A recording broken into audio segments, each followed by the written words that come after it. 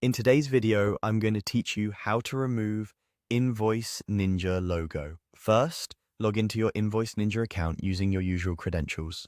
A desktop browser works best for this walkthrough, and it helps to make sure you have permission to change account settings. Once you're in, you'll land on the dashboard. This is your home base where you can see recent activity and quickly move into the parts of the app that control how your documents look. From the dashboard, click on Settings. This opens the area where you manage your account preferences, document presentation, and branding. Because there are many options inside Settings, we'll use the built-in search to find exactly what we need without digging through menus. At the top, click into the search bar and type the word Logo. This narrows down the view to the sections related to your logo and branding. You should see the place where your current logo is shown or referenced. On the right side of the section, look for the option that says Remove Logo. Click Remove Logo.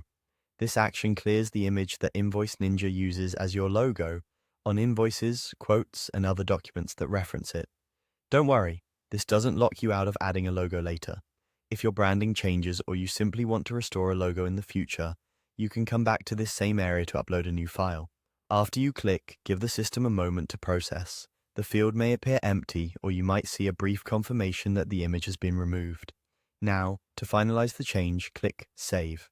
This step is essential. Until you save, the removal won't apply to your documents, and the old logo could still appear.